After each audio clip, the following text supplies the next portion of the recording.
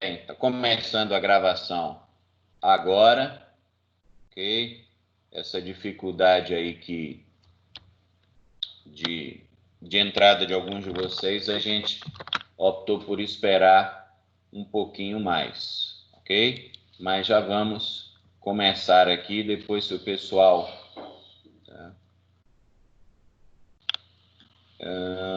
A Vanessa realmente está com dificuldade. Infelizmente, o celular dela parece que está com problema, mas não vamos dar para, infelizmente, não dá para a gente esperar mais. Então, no nosso encontro, a gente vai fechar algumas discussões e tentar, de alguma forma, projetar o que é que vem por aí em termos econômicos, ok? Muito bem.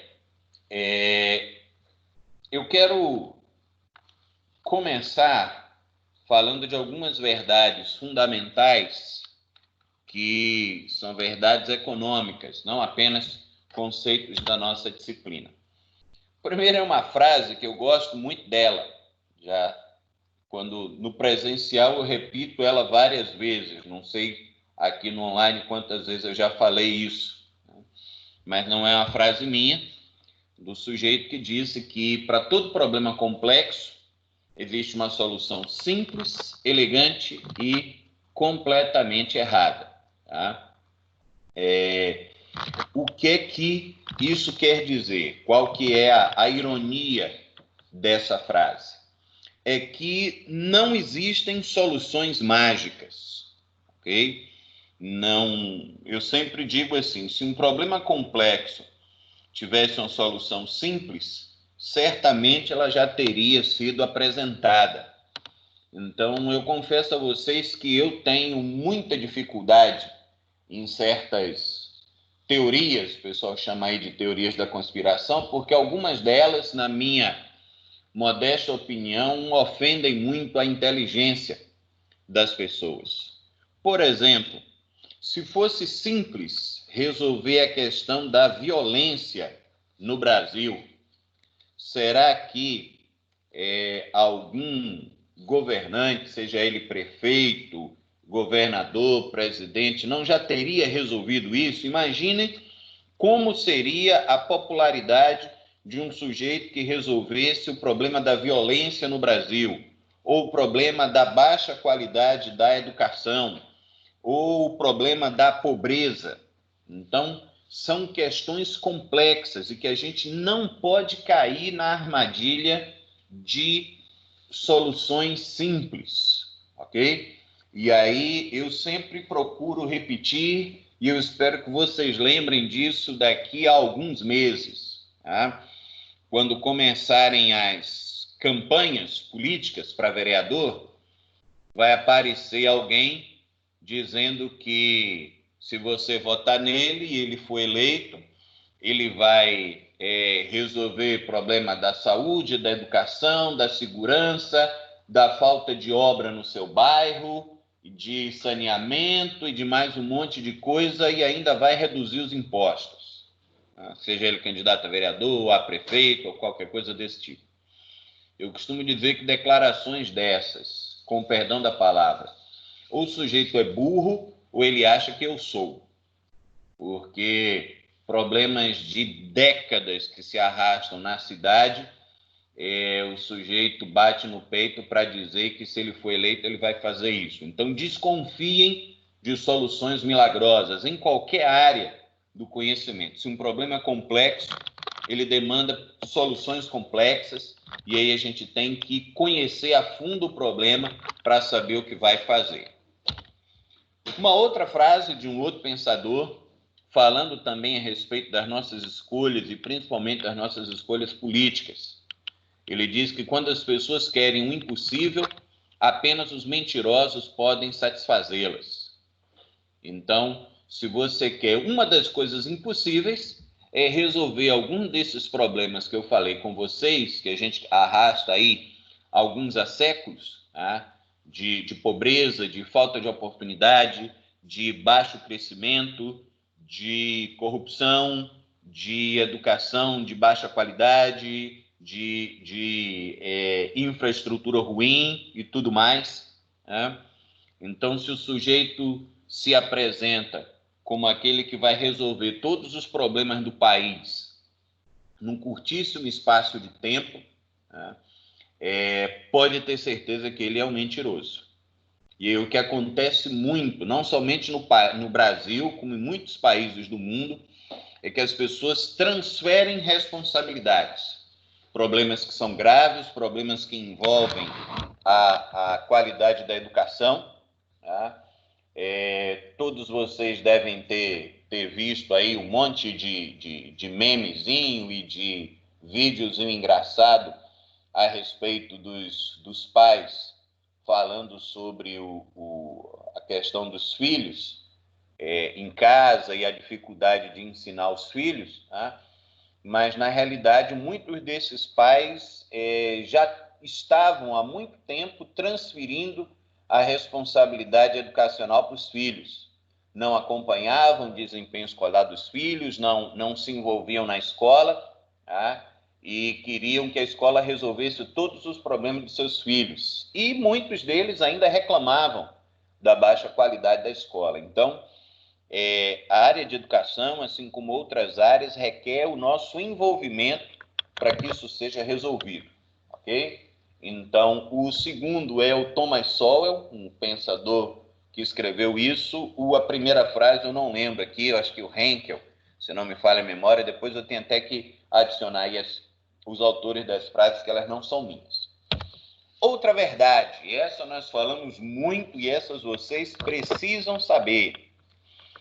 Existe um trade-off fundamental na economia, que é o trade-off entre o crescimento e a inflação. Então, a gente viu isso em diversas políticas econômicas que, na grande maioria das vezes, quando se estimula o crescimento, junto com isso você acaba estimulando a inflação. E, no aspecto inverso, quando você tenta controlar a inflação, na grande maioria das vezes você vai dificultar o crescimento, você vai limitar o crescimento, ok? E uma outra coisa também que a gente falou é a ideia do populismo econômico. O que eu chamo de populismo econômico? É fazer algumas coisas que, no curto prazo, parecem ser muito positivas, mas a longo prazo isso vai trazer problemas. E aí deixa eu perguntar uma coisa para vocês. Alguém viu, ouviu ou ouviu falar de uma postagem do Datena sobre preços de supermercados? Algum de vocês teve notícia disso, questão dos 3, 4 dias atrás? O que é que o Datena falou sobre o preço do supermercado? Vitória, não. Alguém ouviu falar disso? Não? Ok. O José Luiz Datena, que todo mundo conhece lá da televisão, é jornalista, ele já manifestou algumas vezes que pensa na possibilidade de se candidatar a algum cargo público. E no Brasil, infelizmente, e não é só no Brasil, não, em outros países também, muita gente acaba votando nesses políticos, nesses apresentadores de televisão conhecidos, né? Então, o Ratinho fez o filho dele, acho que governador do Paraná, se não me falha a memória, tá? Outros políticos, Celso Russomano já foi apresentador de televisão, e outros também, que eu não lembro agora. Então, eles têm essa pegada de aproveitar a popularidade para se lançar como políticos. E o Datena tem isso, ele colocou essa semana que acharia muito positivo que fosse imposto aos supermercados um controle de preços dos produtos básicos, ou seja, que fosse que se estabelecesse aí um preço máximo para feijão, para arroz e para alguma coisa desse tipo. E vocês são jovens, tá? Então não vão lembrar do que aconteceu no Brasil lá no longínquo ano de 1986, quando então o presidente José Sarney estabeleceu um novo plano econômico, o Cruzado, cuja base era o congelamento de preços. Foi um enorme fracasso, Collor tentou isso mais à frente também, e nenhum país do mundo conseguiu resolver a economia com congelamento de preços, tá? Porque no exato momento em que... Primeiro, quando você congela, em muitas situações você congela os preços num nível que é inviável para muitos produzirem. Então, muita gente simplesmente para de colocar o produto no mercado quando o preço está congelado. Aí você tem uma escassez, além do congelamento, você começa a ter uma necessidade de controlar quanto cada um vai comprar e assim por diante. Tá? E no momento seguinte,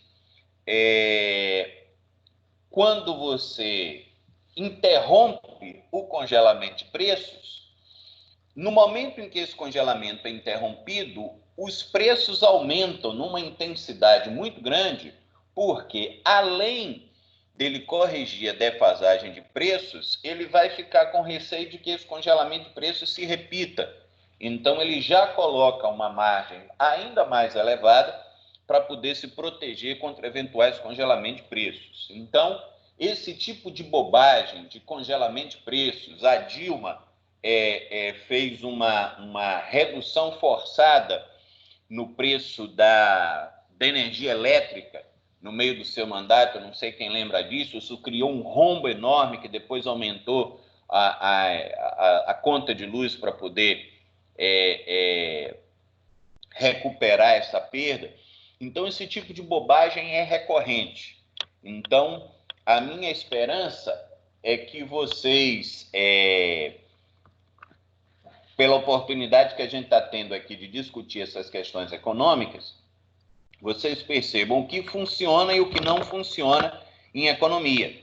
E entender que o que é que no longo prazo funciona, o que é que no longo prazo traz benefícios à população, que já está comprovado. É você ter responsabilidade. Responsabilidade de quê? Primeiro, responsabilidade fiscal. Não gastar além do que você tem. E segundo, responsabilidade monetária, ou seja, de não imprimir dinheiro demais, não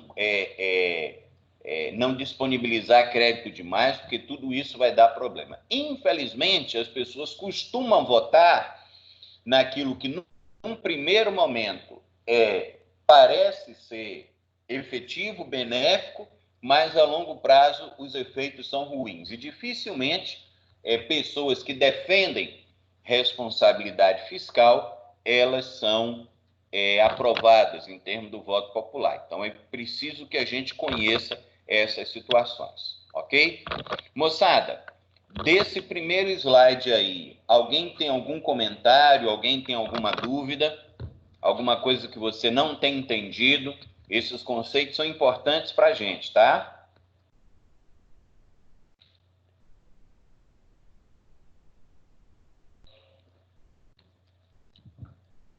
Tranquilo? Podemos ir em frente, então? Muito bem, vou tocar aí o barco. Então, fazendo aí uma retrospectiva desse 1 ano e meio de governo Bolsonaro, no segundo semestre de 2018, as pesquisas, elas indicavam que o Lula não conseguia transferir a popularidade do nome dele, a gente já conversou isso, que as pessoas associam o nome, muitas pessoas de classe menos favorecida associam o nome de Lula a uma melhoria nas suas condições de vida, por isso que ele tem uma popularidade tão elevada entre as classes mais baixas, mas se percebeu que essa transferência não era na intensidade que se pensava.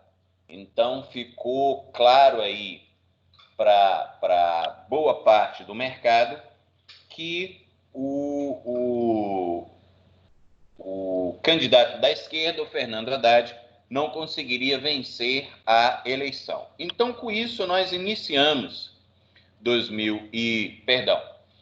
nós terminamos 2018 com um cenário externo muito positivo. Então, quando as pessoas perceberam que o PT não voltaria ao governo, isso trouxe um aumento de investimentos no Brasil, o dólar que estava meio descompensado, a situação se estabilizou, então isso trouxe um cenário positivo. E aí, no momento em que o Bolsonaro assumiu, afastada aí a possibilidade de um governo que voltasse às práticas equivocadas de Dilma, ficou claro que a maior necessidade do Brasil era de atrair investimentos de longo prazo.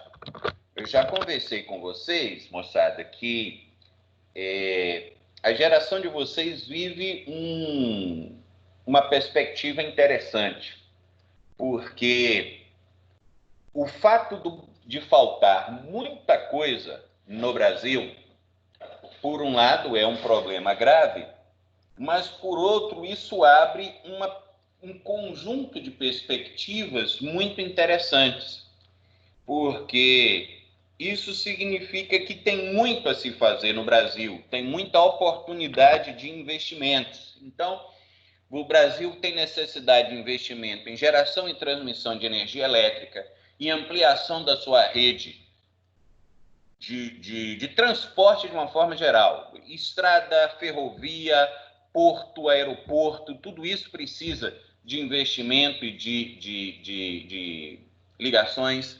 A melhoria da infraestrutura de telecomunicações, então se fala aí na atração de investimentos para linhas de transmissão de 5G, ok? Saneamento básico e agricultura e mais um monte de coisas aí que há oportunidade de investimento. Então, só que esse investimento é que a gente precisa entender, são investimentos de longo prazo. Então, o sujeito investe hoje com a perspectiva do que vai acontecer no país daqui a 10, 15, 20, 30 anos, às vezes até mais, se a gente estiver falando de ferrovia, por exemplo, de portos, são perspectivas aí de longo prazo, ok? Então, nisso, a maior dificuldade do governo para atrair esses investimentos é exatamente essa dificuldade de equilibrar as contas públicas. Por quê? Eu já comentei isso com vocês, acho que na aula passada a gente fez aquela simulação do filho que está com um negócio todo desordenado e pede para o pai investir. Se o pai perceber que a casa, no sentido assim, que as contas da empresa estão desorganizadas, ele não vai ter disponibilidade para investir. Então, esses investidores todos acompanhavam e acompanham muito de perto a situação fiscal do país, ou seja, o país está conseguindo equilibrar as suas contas, e não somente um equilíbrio no presente, mas qual a perspectiva de equilíbrio para o futuro. A gente não teve condição de falar muito disso, mas o governo brasileiro teve, pelo menos, a iniciativa positiva de conseguir aprovar uma reforma da Previdência. Se estabeleceu aí uma idade mínima para aposentadoria e coisas do gênero, que impediram uma piora das contas públicas no longo prazo nessa questão da Previdência. Então, isso foi positivo, ok? E o Brasil também tem um problema grave, isso a gente já falou, no aspecto da arrecadação, porque no Brasil a maior fonte de receita do governo são os impostos sobre o consumo. E a gente já falou que isso traz uma enorme injustiça, porque isso faz com que as famílias mais pobres acabem pagando percentualmente uma parcela muito maior de impostos do que as famílias ricas, porque eles consomem praticamente a sua renda toda. Então, e consomem em produtos básicos, em alimentação, em transporte, em moradia. Então, isso faz com que o governo, com que essa população seja penalizada. Então, se houvesse uma mudança em que o imposto sobre o consumo se reduzisse e houvesse um aumento do imposto sobre renda e sobre posse, o processo todo certamente melhoraria muito, haveria muito mais justiça fiscal no Brasil, ok? E, só para fechar isso aí, esses 4 componentes demonstram o que o governo Bolsonaro enfrentou no seu início, ok? E aí é importante relembrar o que a gente comentou na aula passada, que o governo Temer, em termos de equilíbrio da economia, entregou uma casa, digamos assim, muito mais arrumada para o Temer do que a que recebeu, para o Bolsonaro do que recebeu. Então, a equipe econômica do Temer encontrou o país num cenário terrível, em termos de inflação e de desequilíbrio, e conseguiu melhorar bastante. Então, esse era o cenário no início do governo Bolsonaro, ok? Agora, antes da pandemia, como é que estava? E com a crise econômica, a situação piorou. Não era e continua não sendo o problema mais a inflação. A inflação hoje está sob controle, ok? O grande problema do país era, e isso veio desde a crise do governo Dilma, e ainda é, um desemprego elevado e persistente.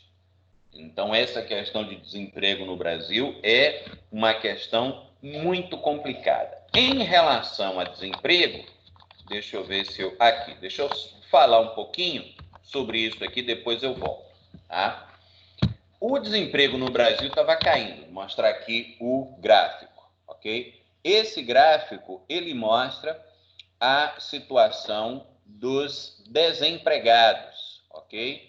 No Brasil. Então, se você acompanhar perdão, desempregado não, da criação de empregos formais. Então, entre 2012, ok? E até 2015, eu tenho uma redução na criação de vagas, sendo que em 2015 e em 2016, na soma dos 2 períodos, a gente tem aí praticamente 3 milhões de empregos formais que foram, que desapareceram, ok? Nesse período aqui. Houve, em 2017, uma situação quase que de empate. A partir de 2018, a situação melhorou. Tá? Eu preciso até levantar para atualizar os dados de 2019, mas ainda não houve a recuperação desses empregos que foram gerados nesse período, e nesse tempo também muita gente chegou no mercado de trabalho. E aí, todas as vezes que a gente fala de desemprego no Brasil, tem 3 termos que a gente precisa entender. O desconhecimento desses termos, ele traz muita complicação, ok? Já o Temer, ele foi muito criticado numa declaração que fez por gente que não conhecia, e eu não sei, não lembro agora, mas se não me falha a memória, o Bolsonaro andou falando algumas bobagens nesses conceitos também. Vamos entender aqui. Ó, quem que no Brasil é chamado de desempregado? E aí eu preciso entender como que esses dados são feitos. Existe o registro de empregos formais, ok? Mas existe também os dados levantados pelo IBGE. Então, o IBGE é quem registra esses dados por meio de amostragem. Então, para o IBGE, desempregado é aquele sujeito que você pergunta para ele, tá? Se ele procurou emprego. Ele diz, nos últimos, se não me falha a memória, nos últimos 30 dias. Ele diz assim, eu procurei emprego, mas não encontrei. Então, esse sujeito é registrado como desempregado, ok? Essa é a classificação que ele recebe. Um outro nome é o sujeito que é subocupado ou subutilizado. O que é que esse sujeito responde? Olha, eu trabalhei no mês passado, mas eu gostaria de trabalhar mais. Ou seja, as ofertas de serviço que eu tive, e normalmente é pessoal que está trabalhando em meio período, ou o sujeito que trabalhou de forma intermitente, teve uma renda de bico, alguma coisa desse tipo. Então ele diz, eu estou com tempo vago, eu gostaria de trabalhar mais, mas não estou achando emprego. Esse é o subocupado, ok? E uma situação muito ruim, tá? Que aí tem um outro nome, que é o desalentado. Tá? Alento tem a ver com esperança, com otimismo. Então, o que é o sujeito desalentado?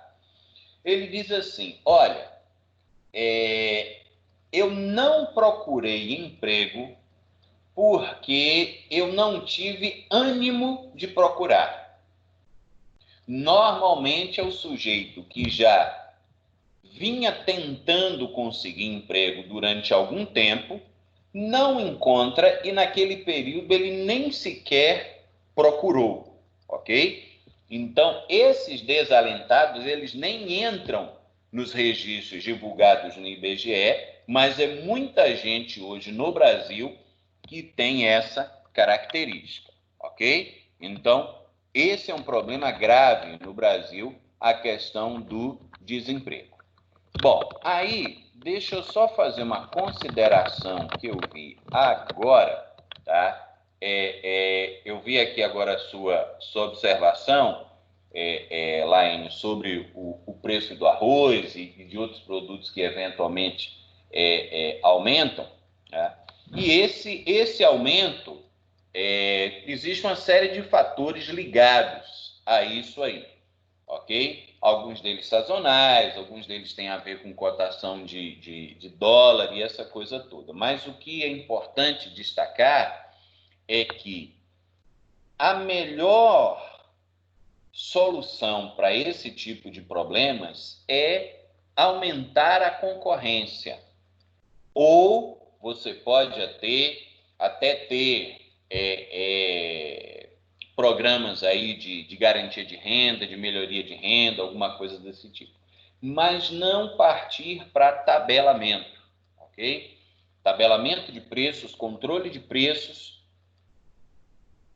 A história está recheada de exemplos que não funcionam, ok? Então é assim, uma falta de conhecimento da história até, eu diria, do Datena. Então, a princípio, eu vou tomar como um sujeito bem intencionado, mas que não está sabendo o que está dizendo, tá? De ficar propondo tabelamento nessa altura da história da humanidade. Então, tem algumas situações que eu digo o seguinte, ou o sujeito ele não conseguiu entender a história, ou ele entendeu e está querendo dar uma de esperto. Então, eu posso falar isso com muita tranquilidade, porque o Datena não vai ser candidato a nada aqui em Minas Gerais. Tá?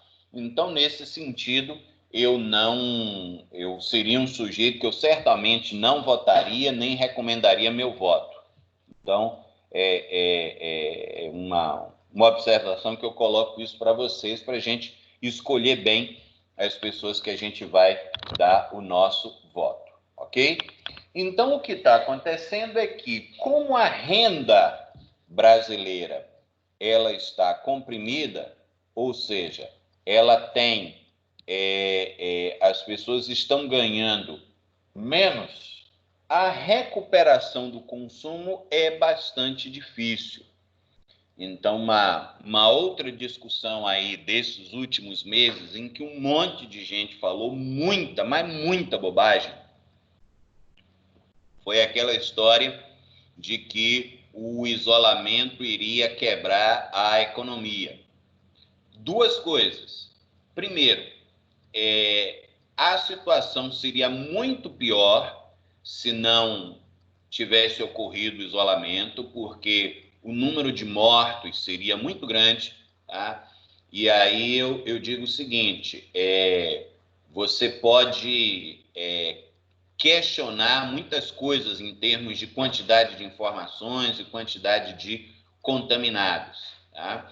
Mas nós, aqui em Governador Valadares e região, estamos numa situação muito melhor quando comparado a outros estados. Tá? Ontem eu vi um registro, tá? De que teve gente, se não me falha a memória, no Rio de Janeiro, que foi à justiça para conseguir liminar, para garantir a sua internação por causa do Covid-19, e chegou com a liminar no hospital, e o hospital falou, tudo bem, você tem essa liminar, só que eu não tenho leito para te internar aqui. Então, tem estados que estão numa situação muito, mas muito pior do que a nossa. Então, nesse sentido, a questão não era fazer ou não o isolamento. O isolamento precisava acontecer. A questão é que, com isolamento ou sem isolamento, a renda da população diminuiu, a atividade econômica diminuiu e, principalmente, a disposição das pessoas de comprar reduziu enormemente. Tá? Ou seja, as pessoas não estavam ou não estão dispostas a comprar exatamente pelo temor em relação ao futuro. Então, essa situação já não estava boa e piorou. E aconteceu isso, continua acontecendo até agora, uma forte queda nos juros. O governo federal aí anunciando programas de oferta de crédito a juro baixo, Banco Central diminuindo a taxa de juros, mas tudo isso depende das expectativas, ou seja, se as pessoas acham que o futuro vai ser pior do que o presente, elas não vão consumir, ok? E serviços e produção, e aí a gente está falando de comércio, falando de toda a parte de advogados, engenheiros, médicos, esse tipo de profissional liberal que presta serviços, e também a parte de produção, a indústria, todo mundo em compasso de espera, ok?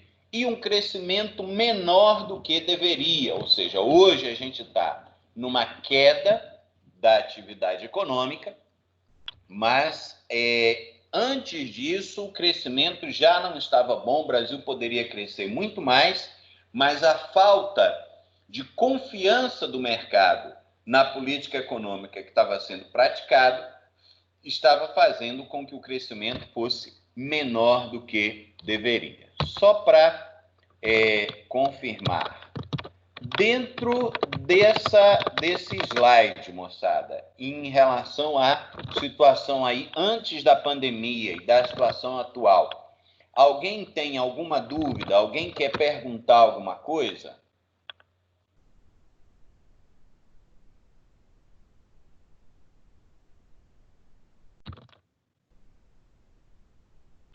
Podemos seguir, pessoal?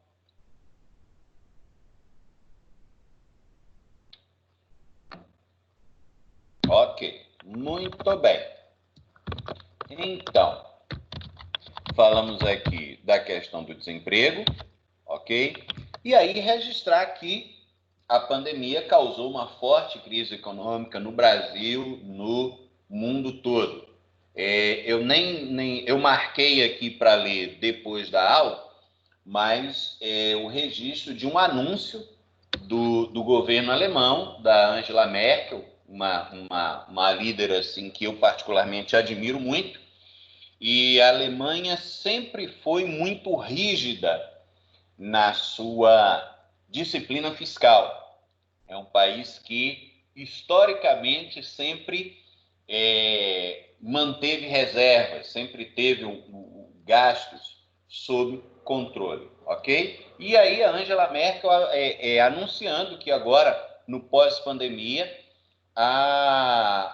o governo alemão iria iniciar um forte programa de estímulo à atividade econômica via concessão de crédito.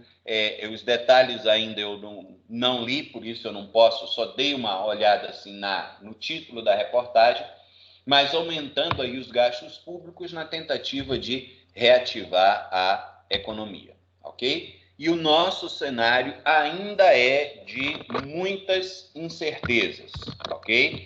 E aí, registrando que a ciência ainda está com muitas idas e vindas, ok? Então, por exemplo, a hidroxicloroquina, ela foi apresentado um estudo onde ela traria problemas, depois um conjunto de pesquisadores lançou dúvidas a respeito do estudo pela metodologia aplicada, então a própria revista científica que divulgou o estudo disse que os dados estão sob revisão e talvez é muito provável aí que ela faça algum tipo de reparação ou de conserto aí daquilo que foi colocado. Tem muita gente testando um monte de coisas, tá? Azitromicina e outros produtos aí, ok? Então, a questão é que a situação ainda está muito indefinida. Só abrindo parênteses aqui, a minha torcida e a minha expectativa, eu vi uma reportagem que tem muita gente no mundo trabalhando ativamente para o desenvolvimento de uma vacina, tá? Eu acho que esse pode ser aí realmente a perspectiva mais concreta da gente conseguir vencer essa pandemia. Então, a gente tem aí a expectativa de que uma vacina possa trazer uma melhoria geral aí nas condições de vida da população, ok? De vida não, de saúde. E aí isso vai se refletir na questão econômica, ok?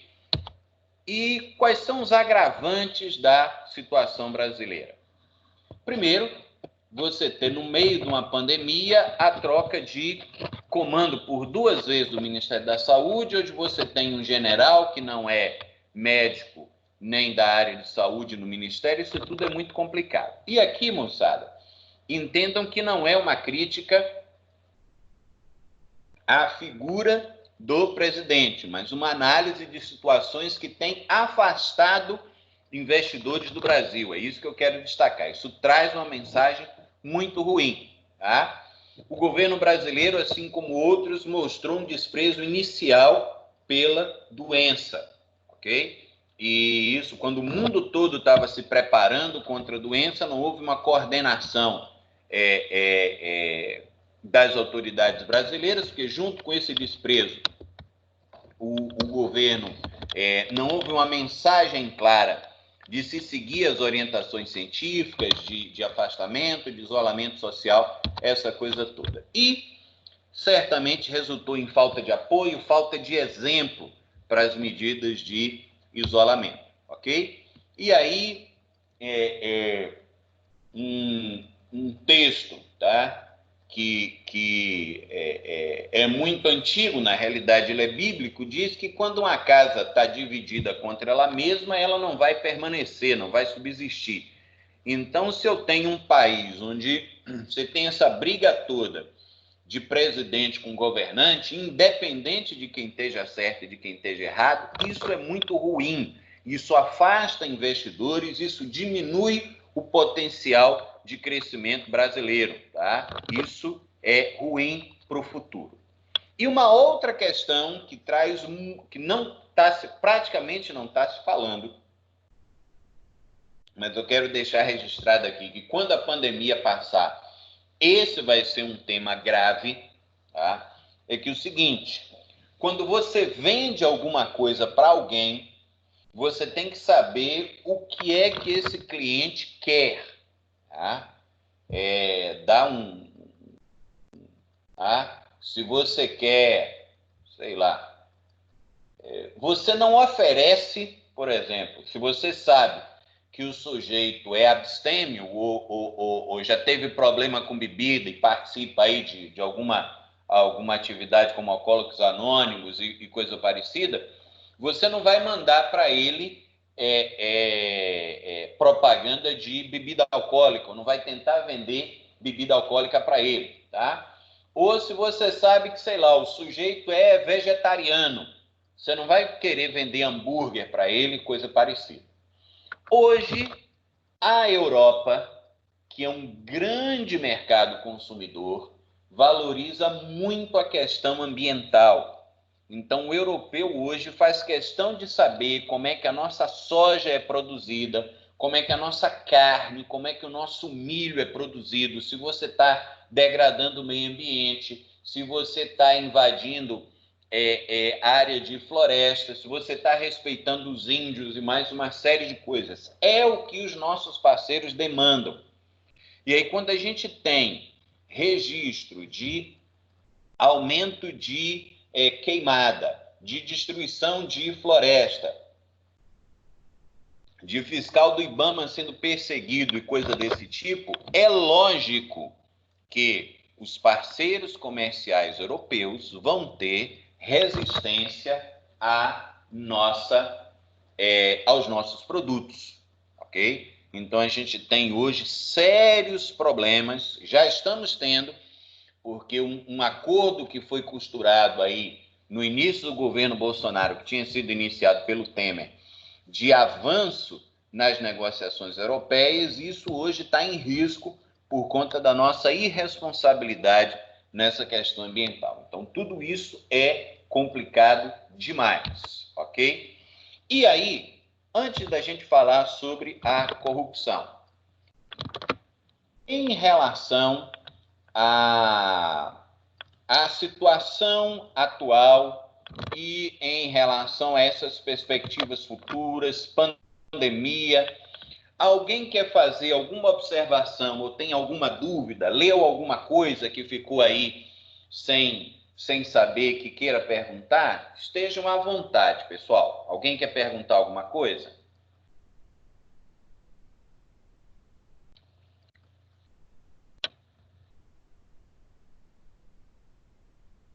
Não?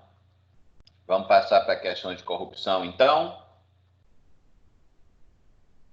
Podemos ir em frente. Eu vou perguntar algumas coisas para vocês, ok? Beleza. Então, pessoal, para a gente falar de corrupção, ok? O que vocês acharam de interessante, aqueles que fizeram, sobre a Lava Jato? Fala aí para a gente começar essa nossa discussão final sobre corrupção a respeito de algum aspecto interessante que vocês viram sobre a Lava Jato. Pode escrever, pode falar, ok? Não precisam ter receio aí, se você falar, eu acho que vai até mais rápido, mas compartilha aí o que é que vocês levantaram sobre questões relacionadas à Lava Jato. Quem começa?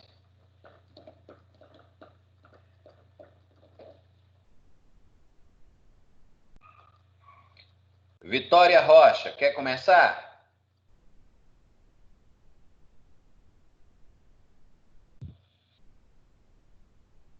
Vitória, você está por aí?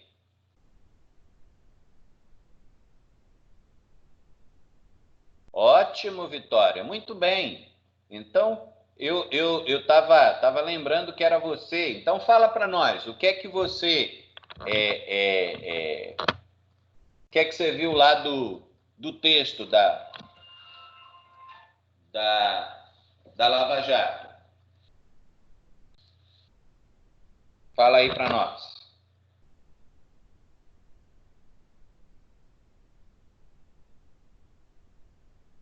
Ah, seu microfone não abre. Tudo bem, tá? Tá bom, tá bom. Ok. A Kátia. Lai, sua net voltou?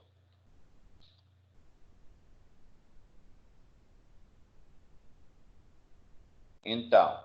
Ok, Franciane, vai escrevendo aí. Enquanto você escreve, Lai, você levantou alguma coisa sobre a Lava Jato? Enquanto a Franciane está escrevendo. Raisson, se quiser participar também. Professor, Fala. na verdade, eu vou te confessar que eu nem sabia, eu só tinha ouvido falar sobre a Lava Jato, mas até então não fazia nem ideia. Claro que eu sabia que era corrupção, era a maneira de combater a corrupção, né? Tipo Uhum. assim, foi o movimento assim que eles fizeram. Só que a parte que eu achei mais interessante, primeiro eu procurei saber o porquê desse nome, né? Que até então é uma corrupção imensa e que espalhou para tantos lados e o nome, né? Aí, e outra coisa que eu achei assim interessante também foi essa questão dos doleiros, né? Esses doleiros Aham. aí que como que esse pessoal é sacana, hein?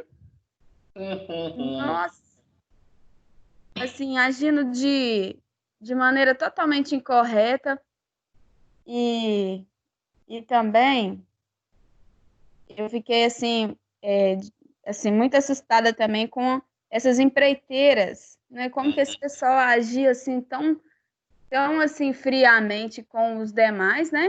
Sim. Fazendo um clubinho entre eles ali e Aham. fazendo uma disputa como se fosse a coisa mais certa do mundo, mas na verdade está todo mundo errado. Uhum. E outra coisa que me deixou, o que mais me assustou com tudo isso é porque nessa época aí desse negócio, na minha cabeça estava muito recente as coisas que eu tinha aprendido no Sem Terra, quando eu morava lá. Uhum. Então, para mim, o Lula era a melhor pessoa do mundo, porque ele ajudou muito o Sem Terra, Aham. e até então foi o que eu aprendi lá, né? Ele ajudava Uhum. muito o Sem Terra e que a gente fazia, igual a gente fazia muita marcha a pé para muitos lugares, em prol até da campanha de apoio, essas coisas assim.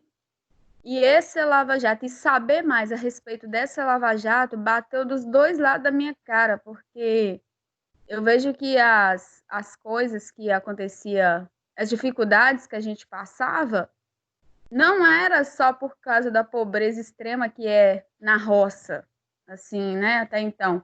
Era por causa das falcatruas que esse pessoal fazia aí e ficava, né, se cobrindo com a capa. E aí Uhum. eu até vi os áudios que o Lula conversou com várias pessoas e o tanto que é desprezível a forma dele, que ele coagiu com isso aí tudo, com essa confusão toda, nessa bagunça de dinheiro, e se passava por pessoa boa. Uhum. Nossa, mas e eu achei legal também é que as pessoas, os outros países também puderam também fazer essa fiscalização, né? No caso, fora, Sim. porque diretamente envolveu Uhum. muita coisa mesmo. E a princípio também era só para descobrir uma coisinha, né? Eu achei mas coisa também foi isso, interessante foi isso. E a princípio era para descobrir uma coisinha e puxou um fio aí que misericórdia.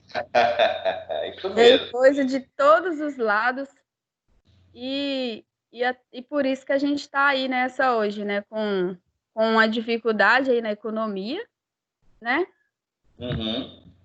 Mas que assim, a gente vê o atual governo tentando fazer alguma coisa para sair. Não estou dizendo que o governo atual é perfeito, porque não é, mas eu também acredito que não tiveram tempo ainda para trabalhar, para fazer nada. Mas assim, é difícil, tá? Difícil a gente descobrir tanta coisa. Em um tema assim, a gente descobrir que muita coisa do que a gente aprendeu, né, não é verdade. Não Sim. era correto, né? Esse negócio assim, muito chato.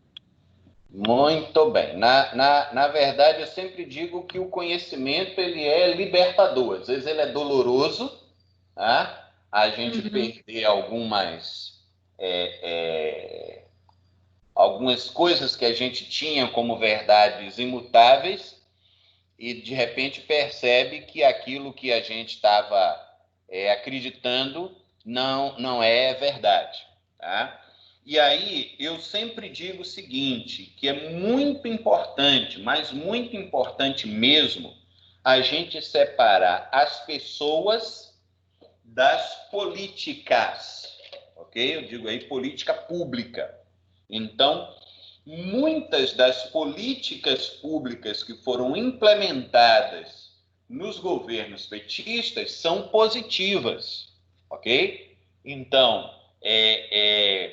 eu sou a favor do apoio, por exemplo, à agricultura familiar, ok? O Minha Casa Minha Vida como ideia foi positivo, o FIES como ideia foi positivo.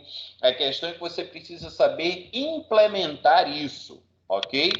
E nunca, em momento nenhum, achar que aquilo é obra exclusiva de uma pessoa, ok? A gente separar bem as pessoas das políticas, primeira coisa. Em seguida, em relação a isso que você falou, lá de todo esse processo de descoberta de erros e dessa coisa toda, tá? Estou vendo aqui a Vitória, legal, que o que a Vitória colocou, o que a Franciane colocou, eu quero levar vocês a uma reflexão. E aí eu peço a vocês o seguinte, no meu aqui são 9h10.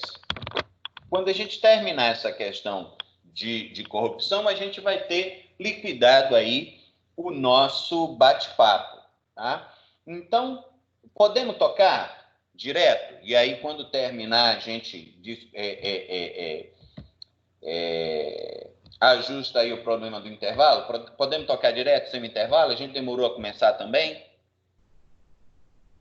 Tudo bem? Beleza, então vamos lá. Então acompanhe, por favor, os slides que eu quero colocar para vocês. Tá? Ô, Flávio, deixa eu falar. Flávio, Claro. deixa eu falar um ponto que eu achei interessante da Lava Jato. E a Lava Jato começou em 2014, no mês de março, e ela está acontecendo até hoje. E durante o decorrer dos anos, ela teve, tipo assim, da Lava Jato abriu várias outras operações dentro da Lava Jato. E em maio, que foi a última notificação, deflagrou uma nova fase da Lava Jato e prendeu o ex-deputado Paulo Melo e o empresário Mário Peixoto e outras pessoas suspeitas. E devido à pandemia, desviaram recurso público que era para a saúde, esse pessoal desviou. E essa foi a última notificação que eu li, que foi em maio. Sim, sim. Ainda tem desdobramentos até hoje, tá? E é exatamente desses desdobramentos e desses processos que é o que eu quero conversar com vocês. Olha só, eu acredito que vocês nunca pensaram nisso, né? Eu vou transformar o crime numa equação, tá? O sujeito que fez isso, e, entre outras coisas, um dos economistas mais importantes desse final de século aí, o sujeito chamado Gary Becker, ele tem estudos aí fantásticos em uma série de áreas. Eu vou apresentar aqui a simplificação do trabalho dele. Olha só. Ele falou que o crime vai ocorrer se o G, que ele chama de ganho, for maior do que essa equação que está aí do lado. Vamos, então, destrinchar essa equação para a gente entender. O que é G? G é o ganho a ser obtido se um ato ilegal for cometido, ok? E aí a gente vai, moçada, da coisa mais simples. Você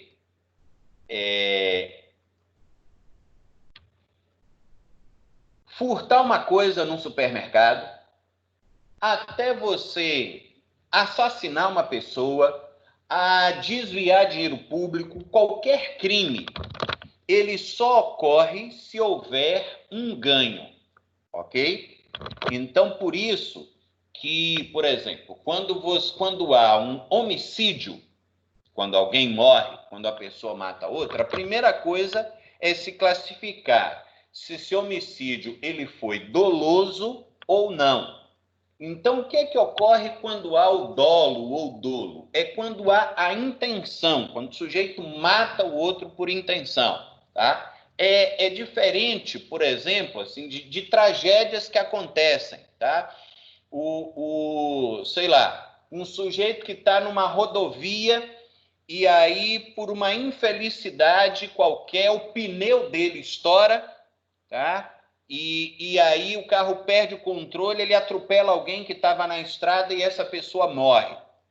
Foi uma tragédia, houve um assassinato, alguém morreu, mas não houve intenção de cometer o crime, ok? Então, quando eu digo que a pessoa vai cometer intencionalmente um crime, ela só vai fazer isso quando houver um ganho, ok?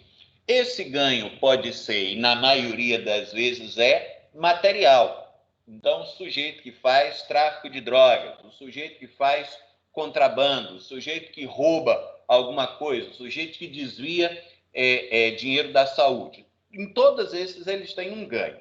O que acontece é que, no momento em que você vai cometer o crime, você compara o seu ganho com algumas coisas. E aí nós vamos ver primeiro dois componentes lá de dentro da equação. O primeiro é esse Fzinho aqui, ok? Que é multa. Então, ele aplicou isso aqui, por exemplo, a crimes do mercado financeiro. Tá? O sujeito que é um fraudador de impostos, ok? Então, ele vai considerar. Então, imagina o seguinte, se eu vou mentir lá no imposto de renda, se a multa que eu receber por ter fraudado o imposto de renda for menor do que o ganho que eu vou obter fraudando, então vou ter um estímulo para fraudar, ok? E aí, uma coisa até que eu ia comentar com vocês é que o seguinte, em economia, ver se vocês me entendem, porque isso é muito interessante, eu digo isso para a vida. Olha só, em economia, a corrupção, ela não é tratada como uma questão de caráter. O que é que eu quero dizer com isso? Em economia, não se faz consideração se o sujeito é honesto ou não, ok? A ideia é, eu tenho situações que estimulam ou desestimulam a ocorrência de crimes, ok? Porque, dado aí questões, como é que eu vou dizer, científicas, né? Certamente no Pitágoras, que tem aí milhares de alunos matriculados, no meio desses alunos é muito provável que tenham alguns psicopatas. Né? Tem gente, por exemplo, que não pisque na hora de cometer um crime ou mesmo de ser violento, ok?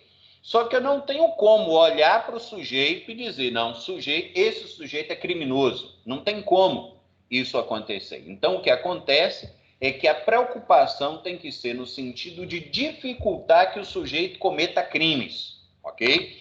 Então, nesse sentido, questões como moralidade, ética, aspectos até de posição pessoal, em termos de religião e esse tipo de coisa, isso não entra na discussão econômica. Isso são outras áreas que vão cuidar. A questão econômica é o que é que pode ser feito de fato para impedir que o crime aconteça, ok? Porque na abordagem econômica, a ideia é que em toda a sociedade eu vou ter gente disposta a cometer crimes. Se for fácil cometer crimes e se a penalidade para esses crimes for muito branda, as pessoas vão ser estimuladas a cometer crimes, por mais que outras áreas tentem reduzir essa criminalidade. Deu para entender o que eu quis dizer?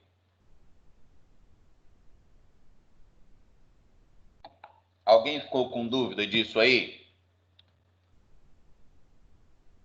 Tá tranquilo? Então tá bom. Então vamos em frente. Então, a questão do valor da multa. Um outro aspecto é o tempo de prisão, ok? Então a ideia é, se eu for cometer um crime e aí eu sei que o tempo de prisão foi elevado, eu vou considerar isso, ok? Só que aí tem algo que muda totalmente, que é essa letra grega, que é o lambda, que é a desutilidade ou a perda do prisioneiro por unidade de tempo que ele passa preso, ok? E aí, deixa eu relatar um fato para vocês. O que eu estou dizendo para vocês aqui, eu vou contar para vocês aqui agora é fato, ok? Vocês depois podem procurar, vão ver que não é história da carochinha e nem fake news. O Japão é uma sociedade onde, culturalmente, a responsabilidade dos idosos ela é principalmente da família. Então, lá é uma desonra muito grande para um filho se as pessoas souberem que o pai dele ou a mãe está passando dificuldades e esse filho não está cuidando desse pai ou dessa mãe, ok? E também é um outro aspecto assim, o pai ou a mãe se sente muito envergonhado se no final da vida os filhos não cuidarem deles, ok? Se um filho no Japão, de alguma forma, não atenta para cuidar dos seus pais na velhice, isso para os pais é uma grande vergonha. Então, o Japão tem essa cultura de cuidar dos pais. Consequentemente, a questão de aposentadoria pública do Japão é muito pequena, tá? O valor que os aposentados japoneses recebem é muito baixo. A ideia é que isso é uma construção cultural que as famílias cuidam. E é muito comum que no Japão os mais velhos venham morar dentro de casa com as suas famílias. E é um aspecto cultural interessante em que se relata que muitos desses idosos são tratados praticamente como invisíveis dentro de casa. Ou seja, o sujeito está ali, mas a família não tem aquele carinho, não tem aquele aconchego, não tem aquele tratamento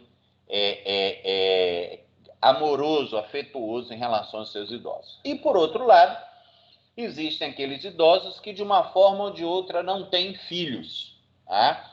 E vivem, às vezes, uma vida muito solitária, mas que têm uma renda, às vezes, muito baixa para morar num asilo ou ter uma qualidade de vida.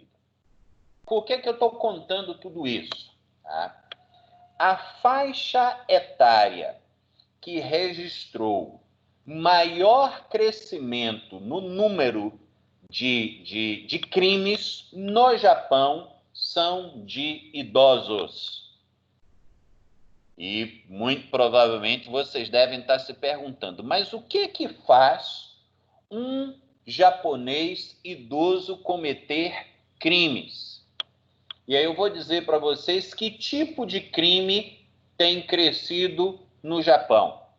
É o velhinho ou a velhinha que vai no supermercado, pega alguma coisa de valor, uma garrafa de bebida, por exemplo, sai sem pagar, e aí ele fica do lado de fora do supermercado esperando que alguém do supermercado denuncie que ocorreu aquele crime e a polícia venha e o recolha.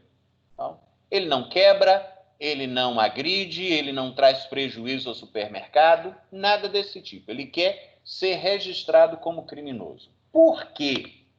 E aí que a gente vai entender a questão cultural da coisa. E por que eu estou falando tudo isso com relação à perda de tempo na prisão? Porque as prisões no Japão, e em especial as prisões onde os idosos ficam, são de excelente qualidade. Então, o idoso japonês sabe que se ele for preso, ele vai para um lugar onde ele vai ter lugar para dormir, lugar para a disponibilidade de refeições e ainda mais, por conta dessa tradição japonesa, ele vai ser muito bem tratado pelos guardas. Ele vai ter um tratamento digno, sem contar que, como a notícia está crescendo, que eles sabem que lá na prisão eles vão encontrar outros idosos que terão cometido o mesmo crime que eles e eles vão se socializar. Então, para muitos desses idosos, ir preso é melhor do que viver uma vida solitária e de privações. Entenderam o cenário?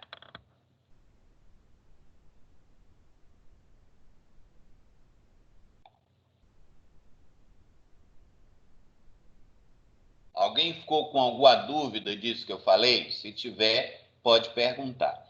Então, o que acontece? Para esse sujeito, a perda... Só um instantinho, pessoal, deixa eu resolver um negócio aqui. 2 minutinhos.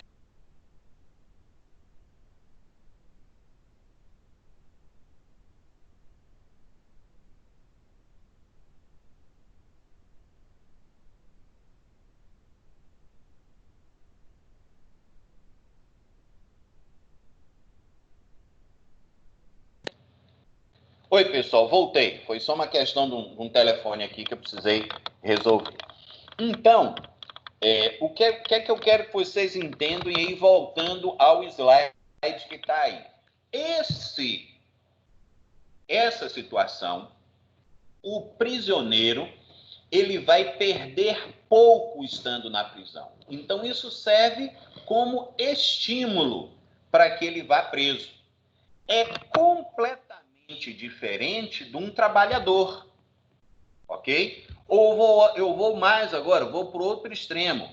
Um sujeito como o Eike Batista, que já foi um dos sujeitos mais ricos do Brasil, tá? Acabou sendo preso. Os governadores do Rio de Janeiro, os últimos 5 governadores do Rio de Janeiro estão presos, tá?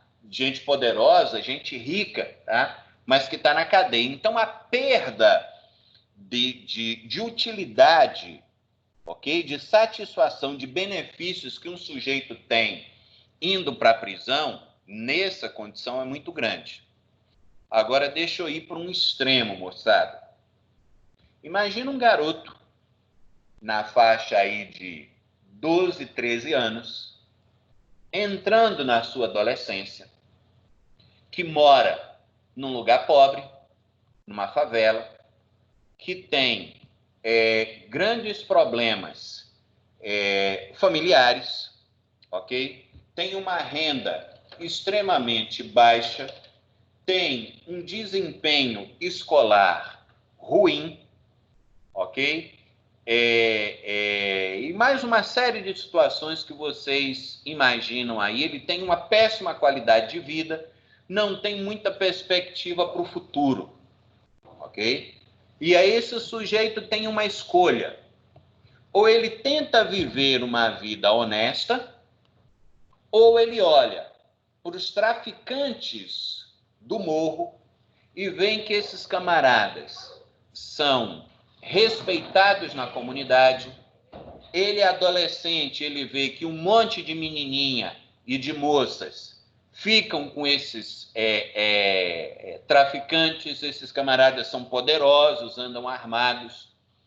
Vocês percebem que para esse garoto, que tem pouca perspectiva de futuro, a atração do crime é enorme?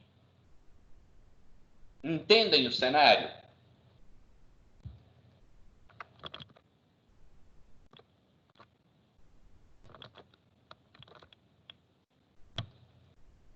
Perceberam a situação, pessoal? Dessa atratividade do crime? Então, eu preciso entender, e aí que eu estava colocando lá das situações mágicas, simplesmente tentar colocar polícia no morro, tá? Para tentar dar tiro em traficante, não vai diminuir a atração que esse garoto tem, a não ser que ele tenha uma perspectiva de futuro, a não ser que ele veja a escola, o trabalho, uma vida honesta como algo que o atraia, ok? Então, o que passa na cabeça de muitos desses garotos, tá? Ou de meninas também, adolescentes que entram, por exemplo, para a prostituição, tá? É de dizer o seguinte: eu já vivo uma vida tão ruim, tá? Que o ganho que eu vou ter vai ser tão grande que, se eu porventura for preso, eu não vou perder tanto assim. Então, eu vou me arriscar e cometer o crime, ok? Então, esse lambda que está colocado aqui, tá? Deixa eu marcar com outra cor aqui, com verde, tá? Ele é fundamental porque ele é específico para cada pessoa, ok? E aí é que eu quero trazer, em relação à Lava Jato, um instrumento que foi extremamente útil, que é a ideia da delação premiada. Tá? Então, o que acontece? O sujeito é preso com provas de que ele cometeu um crime, ok? Aí o investigador, a autoridade, quem quer que seja, vira para ele e diz o seguinte: olha, eu sei que você é peixe pequeno nessa história. A nossa intenção é chegar nos manda-chuvas dessa história toda. Tá? Então, se você entregar, a gente pode negociar uma diminuição de pena. Então, foi nessas delações premiadas que se chegou aos governadores do Rio de Janeiro, que se chegou ao Lula, ok? Porque gente que estava diretamente ligado a esses poderosos abriu o bico, entregou o jogo. Por quê? Porque ele sabia que ele ia ficar muito tempo preso, ia perder muito nesse tempo que ele ficasse preso, e daí então ele negocia isso com a perspectiva de uma redução no seu tempo de prisão, ok? E aí, destacando que a delação premiada, ninguém é preso somente por causa da delação. O sujeito, além da delação, ele tem que apresentar provas daquilo que ele está delatando. E quando essas provas, então, são comprovadas, se chega ao sujeito que está na frente, ok? E aí, a gente falou do F, falou do T e falou do lambda. Tem agora um terceiro item que eu quero discutir com vocês, que é o P, que é a probabilidade de ser preso. Deixa eu ver se eu pego uma outra cor aqui, essa daqui, tá? Esse P, ok? Observem que o P, ele vai multiplicar tudo isso aqui, ok? E aí, o que é o problema? Quando a gente fala da probabilidade de ser pego, não é apenas de ser pego, mas de, se o sujeito for descoberto, ele ser efetivamente condenado, tá? Então, qual que é o grande problema no Brasil? Eu não sei se na pesquisa de vocês apareceu isso. É que tem muita gente que fica colocando recurso em cima de recurso, que faz com que ele demore a ser condenado e aí demore efetivamente a ir para a prisão. Então, é preciso que as nossas leis, e aí entra a nossa questão de voto, quem que a gente vai colocar lá na Câmara dos Deputados, tá? Para que hajam leis que dificultem esse processo de retardar, de protelar a situação. Então, olha só, um resumo aí do que a gente conversou. O ato criminal seria, então, uma decisão, ok? Então, o sujeito vai decidir se vai cometer o crime ou não. Essa decisão, ele iria comparar os ganhos que ele teria cometendo o crime versus a punição e a probabilidade de ser pego. E aí entra também um outro conceito que a gente conversou, que é o custo de oportunidade, que eu comentei aí com vocês a questão do garoto que se envolve em atividade criminal. Assim, estatisticamente comprovado que países onde há uma oferta de emprego adequada, onde há oportunidade para as pessoas, a taxa de criminalidade reduz bastante. E aí a discussão-chave é essa aqui, ó. Apenas alterar as leis para aumentar o valor da multa, ok? Ou aumentar o tempo de detenção, isso só vai mudar se ele souber que a probabilidade dele ser pego e ser preso se mantiver alta, ok? Ou seja, se o poderoso, ele sabe que mesmo se ele cometer crimes, ele vai ter um monte de advogados que vai buscar brechas na lei para impedir que esse camarada vá para a prisão, ele vai continuar cometendo crimes, ok? Então aí, qual que é isso que eu quero discutir? O efeito da Lava Jato em termos futuros, ok? Eu digo o seguinte, a gente ainda não percebeu na totalidade isso, e vocês viram aí que novos problemas estão acontecendo, novos casos de corrupção foram descobertos, mas entender o seguinte, tá? Que o camarada tem medo de ser descoberto, e se ele sabe que se ele for descoberto ele vai ser preso, ele só vai fazer alguma coisa errada quando ele tiver quando o ganho dele for muito grande. Senão, ele não vai cometer o crime. E é isso aí que eu quero destacar para vocês. Se a lei é bem feita, se a estrutura econômica é bem feita, eu não preciso me preocupar em evitar que o corrupto chegue ao poder, por exemplo. Por quê?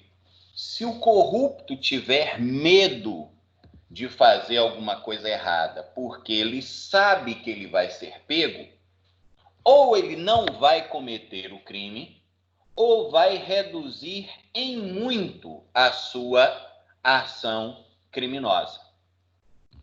Ok? Então, assim, isso pode parecer, como é que eu vou dizer, decepcionante para alguns, no sentido de que não adianta imaginar que a corrupção vai acabar.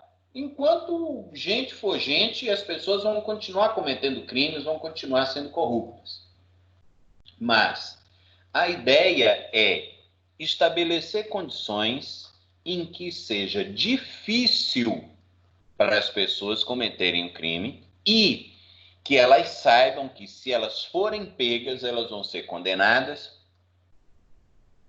E, se forem condenadas, elas efetivamente cumprirão pena. Hoje, esse é o grande desafio da Lava Jato. É fazer com que toda essa corrupção, quando descoberta, se transforme efetivamente em condenação. Ok? Depois eu vou estar falando isso aqui rapidamente, tá? Mas eu achei importante trazer essa discussão para vocês, de entender que a Lava Jato ela tem um impacto econômico e por que esse impacto econômico é importante? Existem questões que são óbvias, tá? Então, por exemplo, quando eu vejo o valor que alguns estados gastaram para a compra de respiradores, por exemplo, e outros, eu vejo que alguns estados compraram respiradores pela metade ou por um terço do preço de outros respiradores. Não estou entrando aí na questão da qualidade, nem nada desse tipo. Mas, se, como tudo indica, que alguns estados pagaram muito pela compra de respiradores por questões de corrupção, eu tenho menos gente podendo ser atendida. Consequentemente, vou ter mais gente morrendo. Então, há uma enorme ligação, uma correlação muito forte entre estados e locais no mundo todo, onde existe corrupção, e outros onde essa corrupção pelo menos é controlada, ou pelo menos ocorre em níveis bem menores. Mas existem empresas no mundo, e aí algumas dessas empresas, quando houve a questão da delação,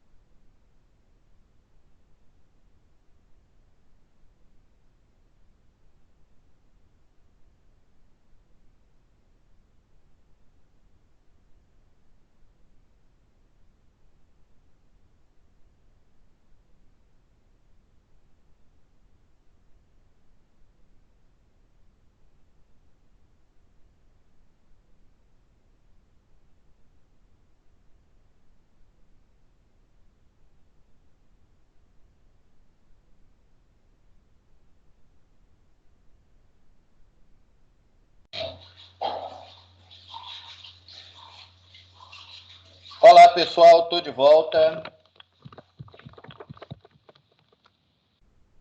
Todo mundo por aí?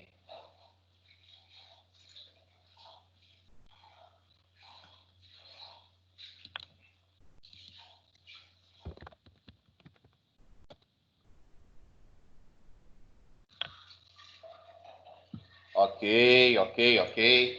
Gente, eu estou tendo esses últimos dias uma experiência terrível de ruim com a Vivo, viu? Misericórdia.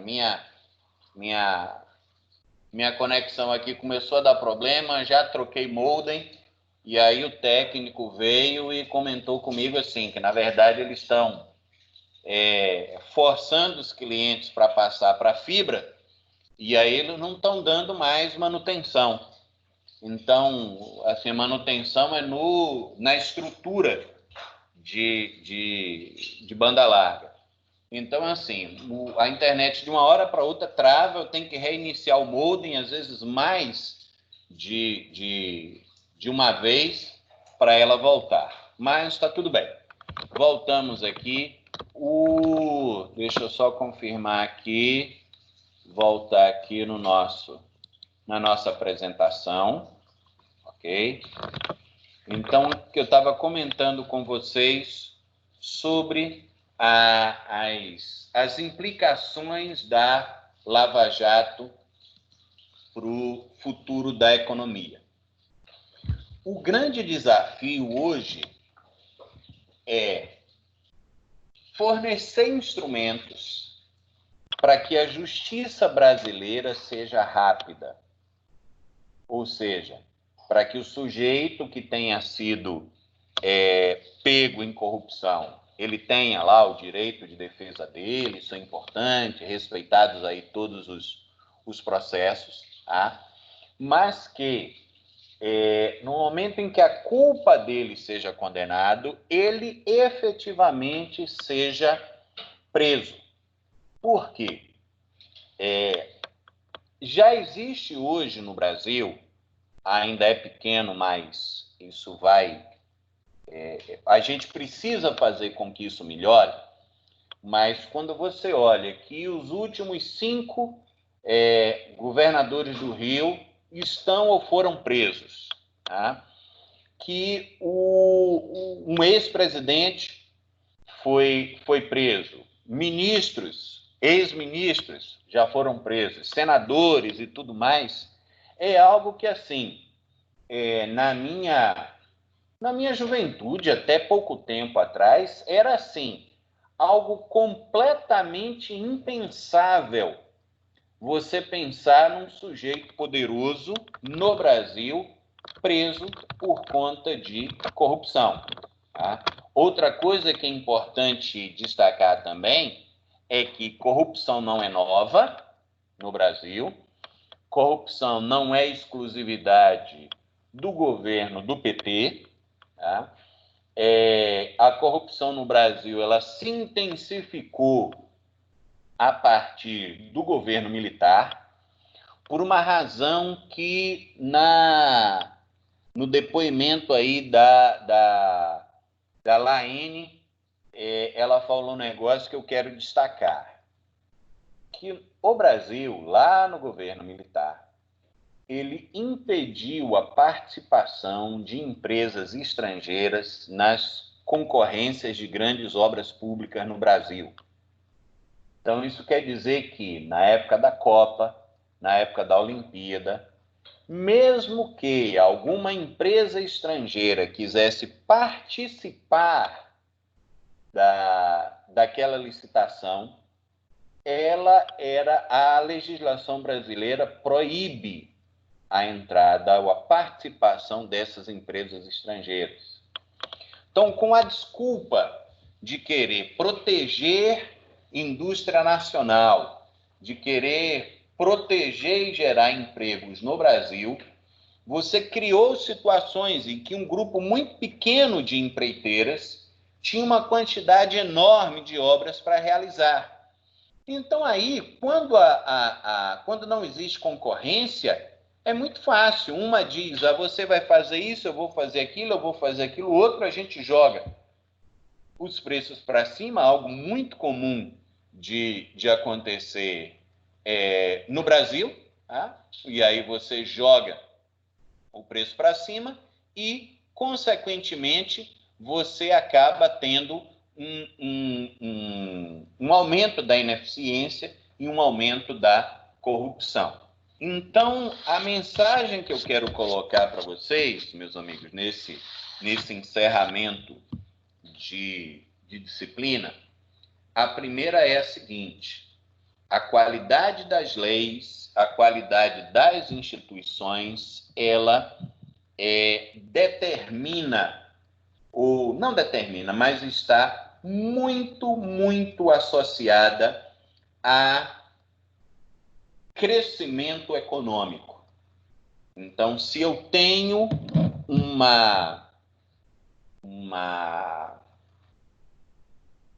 um funcionamento de leis que desestimula as atitudes erradas, a corrupção, ao desvio de dinheiro público, isso a longo prazo, é isso que eu quero colocar. Tem muitas empresas, eu não sei se vocês já ouviram falar nisso, mas tem muitos empresários que, quando você fala com ele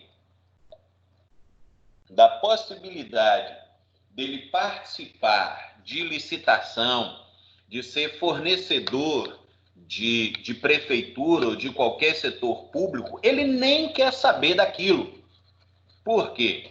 Porque ele diz que aquilo é só quem é corrupto que ganha, ou às vezes o governo demora demais a pagar, e aí já ouvi isso de empresários que eles colocam o preço mais alto para o serviço público porque eles correm o risco de não receber, e uma série de coisas que leva à ineficiência. Então, a minha expectativa é que nos próximos anos a gente tenha uma melhoria na qualidade das obras públicas no Brasil, que você tenha mais eficiência nesses processos, ok? E aí isso vai afetar, isso vai ser muito determinado pela qualidade do nosso voto. Então, aí eu retorno uma discussão que eu já tive com vocês. A economia ajuda a gente, o entendimento de economia ajuda a gente a não ter paixão política, a entender por que determinados governantes ou determinadas práticas tiveram sucesso, outras não, tá? Mas ajuda a gente a entender melhor as coisas e ter uma atitude mais crítica e menos apaixonada. Nesse sentido, eu quero só apresentar para vocês um entendimento que é fundamental para a gente enxergar e se planejar para o futuro como um país. Tá? Capacidade de investimento do governo está diminuindo. Tá? Então, olha esse gráfico. Ele, desde 1947, ok? Aqui o dado, ó. Desde 47 até 2015, aqui certamente 2016, mostra os investimentos do setor público como porcentagem do PIB, ou seja, quanto que isso representa ou representou no Brasil, a quantidade de recursos ou de riqueza gerada no Brasil como consequência dos investimentos do setor público. O auge disso foi no final da ditadura militar no Brasil, ok? No final não, mas aí nos últimos 10 anos, tá? Depois aí de 76, 77, foi a época do governo Geisel, e esse excesso de investimento gerou problema para frente, e a partir aí dos anos 2000, eu tenho uma queda a partir daqui, ok? Direta. Eu tenho aqui um aumento no final do governo Lula, início do governo Dilma, e isso ajudou a complicar a nossa crise, porque a gente se endividou de uma forma geral. Mas o que eu quero que vocês percebam é que, como tendência principal desse processo, observem que eu tenho aqui uma queda, ok? Ou seja, o governo investe em termos percentuais em relação à nossa economia cada vez menos. Isso não é porque o governo não quer investir, é porque o governo não tem mais dinheiro para investimento. Não adianta esperar que o governo seja o motor da economia em termos de investimentos. Então, depois que a crise passar, o que é que a gente precisa pensar para o futuro? Nós já falamos sobre isso, esses temas precisam voltar a ser discutidos. O governo gasta demais e esses gastos são concentrados nas despesas correntes. É salário, é aposentadoria, são gastos de manutenção. O governo não tem dinheiro para investimento. Ou seja, como essas despesas crescem, o governo não tem mais capacidade de investir. E aí, hoje, no Brasil, a principal fonte de desequilíbrio nas contas públicas são os gastos relativos a pessoal e à aposentadoria. O Estado brasileiro é muito grande, a quantidade de funcionários públicos é muito grande, e aqui eu não estou fazendo a crítica ao funcionário público em si, mas a opção do governo de ter uma máquina muito pesada, de permitir que esses funcionários se aposentem antes dos funcionários da iniciativa privada, isso gera uma enorme fonte de desequilíbrio, ok? Então, precisamos diminuir o tamanho do Estado quando essa crise passar, ok? Então, a gente espera aí que ela termine, que ela se resolva, mas depois que ela for embora, a gente ainda tem muitos e muitos problemas a serem resolvidos, ok? Então, não podemos esquecer agora a gente tem que cuidar de gerar, ou diminuir, pelo menos, o desemprego, de fornecer aí assistência a quem está precisando, a parar de arrumar briga em quem tem que trabalhar juntos, mas depois que esse processo passar, depois que essa crise passar, a gente precisa diminuir o tamanho do Estado e permitir que as empresas privadas, elas ocupem um lugar de destaque na nossa economia, ok? Então, eu sempre digo que eu vejo que o Brasil tem muito potencial. Eu não compactuo com a ideia de muita gente que não tem jeito para o Brasil, que o Brasil vai ser sempre ruim. Eu vejo que a gente tem que entender que nós levamos séculos para chegar nessa situação onde a gente está, ok? Séculos de privilégio para alguns grupos, séculos de educação de má qualidade, de educação elitizada. A gente tem muito problema para resolver, mas uma vez resolvidos esses problemas, eu tenho aí a expectativa de que a gente vai conseguir ter um futuro muito melhor do que o presente. Então, eu quero deixar essa mensagem aí no final. Tem muita coisa no final das nossas discussões. Tem muita coisa para fazer, não são decisões fáceis, vamos ter que desagradar muita gente aí que tem privilégios e que precisa abrir mão desses privilégios, mas a gente pode construir um país muito melhor do que o que a gente tem hoje, ok? Então, essa aí é a minha mensagem para vocês. Não desistam do país, não desistam da política, no sentido assim, de você se informar, de você conhecer, de você votar com qualidade. E uma mensagem que eu quero deixar aqui é o seguinte, eu já devo ter falado isso antes, mas é muito provável, eu não sei se todos, mas certamente boa parte de vocês é a primeira geração da família de vocês a ter curso superior, ok? Então, muito provavelmente, boa parte dos pais de vocês não tiveram a oportunidade de frequentar a universidade. E isso não é um demérito, não é uma vergonha, muito pelo contrário. Significa que vocês estão sabendo aproveitar as oportunidades que a geração de vocês está tendo. Mas só que isso traz também uma responsabilidade.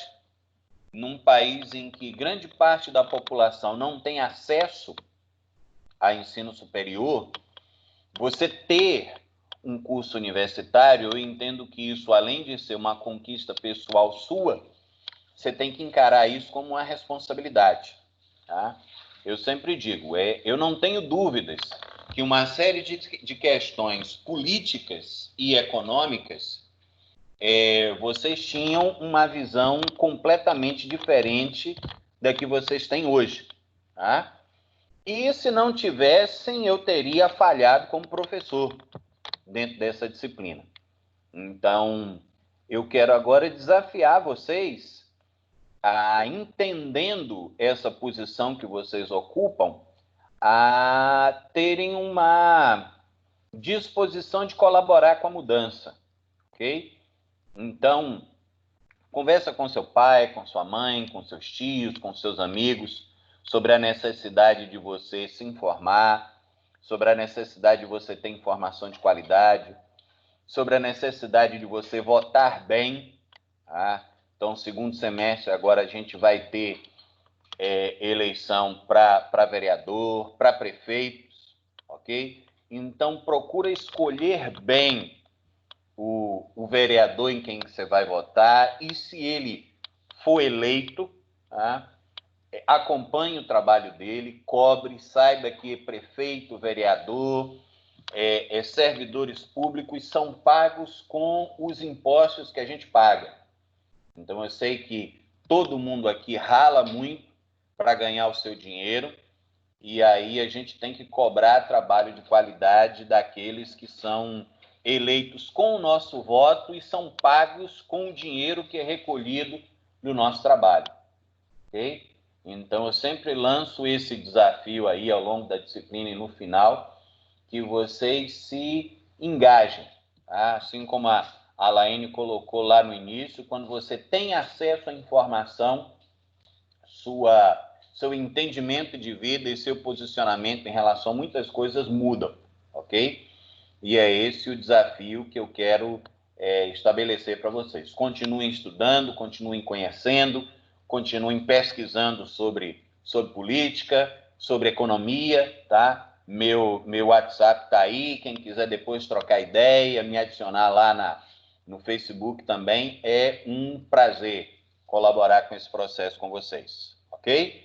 Quero também parabenizar a vocês que encararam esse desafio de continuar aprendendo e continuar estudando e acompanhando aula no momento de dificuldade. Eu sei que muitos de vocês aí não têm acesso à internet com facilidade. Sei de alguns colegas que não puderam participar ativamente das nossas aulas por conta de trabalho. Foi uma situação difícil para todo mundo, mas vocês se mantiveram firmes aí, não abriram mão do sonho de ter um curso superior, de continuar insistindo. Então, nisso aí eu quero dar os meus parabéns a vocês, tá? E dizendo assim, que com tranquilidade, e falo por mim, falo pelos outros professores, falo pela instituição principalmente, que o que a gente podia fazer para ajudar todo mundo a superar esse momento de dificuldade, a gente fez. Teve erros, houveram processos aí que não foram tão bem, mas eu posso dizer uma coisa, moçada, se vocês têm colegas aí que estudam em outras instituições, olha, vocês estão na frente, tá? Nesse sentido aí, não tenho dificuldade nenhuma de assumir que o Pitágoras, ele forneceu para vocês instrumentos aí que outras instituições não tiveram como oferecer, tá? Então, eu fico grato aí pelo compromisso de vocês, pela oportunidade aí que a gente teve de aprender junto, tá bom? Muito obrigado aí, se cuidem, tá? A gente aqui em Valadares e nessa região de Minas, a gente corre o risco do outro lado, de por não ter tantos casos assim, de por a gente não estar sabendo de tanta gente próxima da gente tendo a doença, a gente diz cuidado. Então, mantenham cuidado. Muito obrigado aí pelas palavras carinhosas, pelo estímulo aí, pela presença, pela participação de todo mundo aí no curso. Tá joia? E muito sucesso aí para todo mundo. E vamos superar mais essa daí, que semestre que vem tem mais. Beleza? Amém. Obrigado, Vitória. Deus abençoe vocês também aí. Vamos vencer isso aí juntos. Abraço, Raifon. Então, estou fechando a gravação aqui. Valeu, Vanildo. Tamo junto. Obrigado você, Franciane. Tá? Estamos encerrando aqui. Um grande abraço.